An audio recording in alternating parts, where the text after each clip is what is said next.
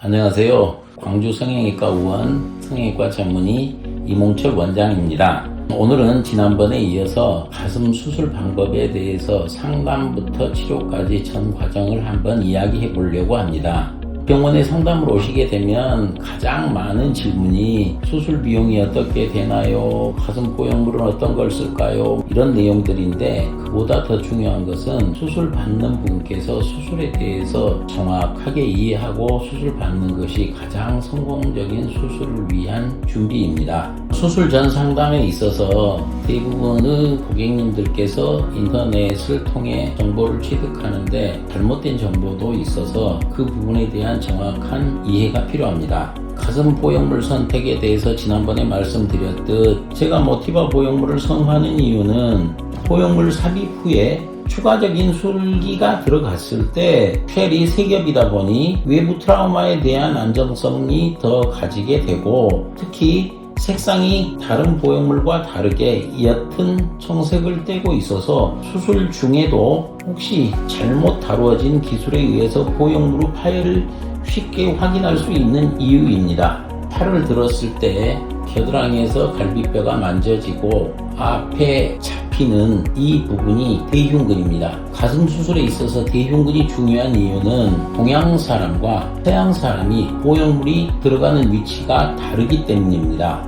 서양 사람의 경우는 방금 촉지했던 대흉근 바깥 부분에 보형물을 즉 가슴과 대흉근 사이에 집어넣게 되는데 이 경우 자연스러운 점은 있지만 반대로 보형물을 커브하는 연부 조직이 부족하기 때문에 가볍게 만져봤을 때도 보형물의 존재 사실을 인지하게 됩니다.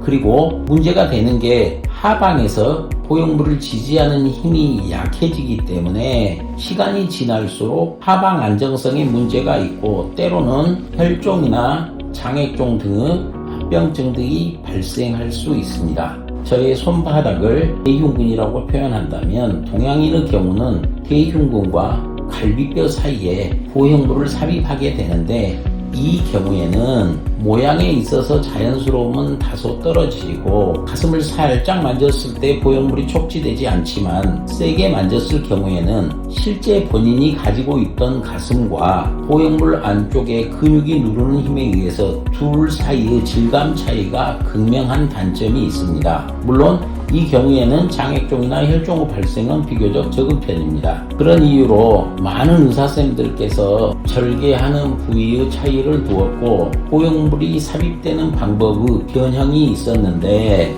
어떤 의사선생님들은 대흉근의 근막과 대흉근 사이에 집어넣기도 하고 가장 최근에 선호되는 이중평면법은 가슴 밑절개를 통하여 대흉근의 아랫부분을 위로 밀어 올려 윗부분만 근육이 덮고 아랫부분은 덮지 않는 수술 방법들을 많이 사용하였는데 이 수술 방법 역시 많은 단점을 가지고 있습니다. 특히 이 수술 방법은 하방에서 안정성이 문제가 있기 때문에 가슴 조직 하방, 즉 서양 사람들이 즐겨 쓰는 방법과 차이점이 크지 않고 애니메이션 현상이라든가 더블 버블이라고 표현하는데 이중 가슴 형태의 부작용들을 만들어지기도 합니다. 저는 성형외과 전문의 자격 취득 이후 30여 년 동안 가슴 성형 수술을 해오고 있었습니다. 물론 초창기의 겨드랑이 절개부터 가슴 밑 절개, 유륜 절개, 기타 보형물이 위치하는 타입에 따라서는 근육 아래, 근육 바깥쪽 또는 이중평면 등 다양한 수술 방법들을 다 사용해 본 사실이 있습니다. 하지만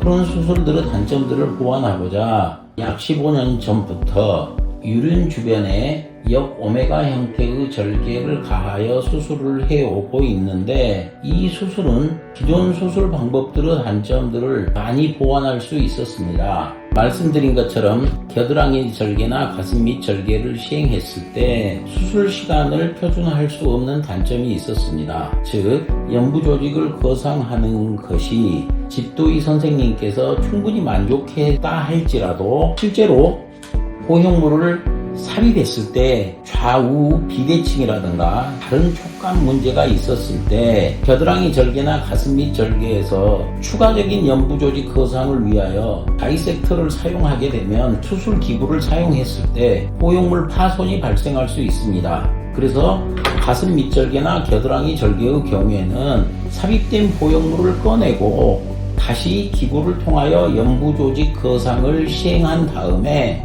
다시 보형물을 삽입하여 양쪽의 촉감이나 모양을 비교하기 때문에 수술 시간이 어떤 분의 경우는 1시간이 소요될 수 있고 또 다른 분은 2시간이 소요될 수도 있고 지난번 재수술을 위해 찾아오신 분의 경우는 수술 시간이 8시간이나 경과되었다고 합니다. 이는 숙달된 전문의 선생님께서 그 수술에 대한 표준화가 되어 있지 않기 때문입니다. 하지만 제가 시행하는 역오메가 절개 방식의 수술 방법은 보형물을 다시 꺼내지 않고도 수술 직도 손을 안으로 밀어넣어 양쪽 연부 조직, 대흉근을 포함한 살의 저항을 비교하여 그 문제를 해결하는데 이때는 보형물 자체를 꺼내지 않고 직도 손으로 바로 해결할 수 있기 때문에 수술 시간이 단지 45분밖에 적용되지 않습니다. 말씀드린 대로 그런 단점을 보완하기 위한 닥터 테베스 선생님의 수술 방법의 이중평면은 근육을 위로 올려서